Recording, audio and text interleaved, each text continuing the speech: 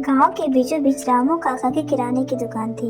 वहाँ हमेशा भीड़ लगी रहती। गांव की महिलाएं, बच्चे और बुजुर्ग सभी अपनी जरूरत का सामान खरीदने वहीं आते। दुकान पर एक 6 साल का नटखट लड़का चीकू अक्सर अपनी माँ के साथ आता और कभी कभी चुपके से दाल चावल कट्टों से खेलता। चीकू बेटा, ये क्या कर रहे हो? हाथ गंदे हो जाएंगे, उसकी माँ ने डांटते हुए कहा। लेकिन चीकू को कौन रोक सकता था। वह खिलखिलाकर हंसा और आटे से भरे कट्टे में अपनी छोटी उंगलियां गड़ा दी। रामू काका ने प्यार से उसकी माँ से कहा, अरे बच्चा है, खेलने दो, बड़ा होकर समझ जाएगा। एक दिन अचानक गांव में भारी बारिश हुई। तूफान इतना जोरदार था कि कई घरों की छतें टपकने लगी, कुछ रास्ते टूट गए और गांव में खाने पीने की दिक्कत हो गई। लोग रामू काका की दुकान पर भीड़ लगाए खड़े थे।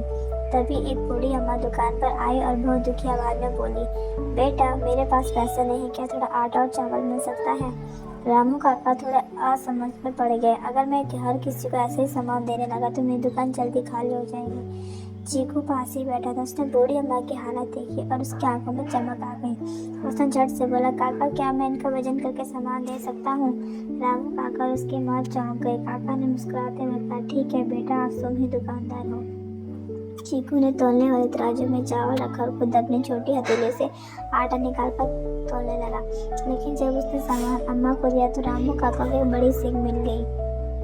चीकू ने अनजाने में हर ग्राहक को थोड़ी थोड़ी ज्यादा चीज तौल कर दी थी। रामू काका ने पहले तो उसे रोकना चाहा, लेकिन फिर सोचा शायद चीकू सही कर रहा है। अगर हम सब थोड़ी मदद करें तो यह कोई भी भूखा नहीं रहेगा। इसके बाद रामू काका ने गांव के बाकी लोगों से कहा, जो भी ज्यादा सामान खरीद सके वह जरूरतमंदों को थोड़ा थोड़ा दान करे।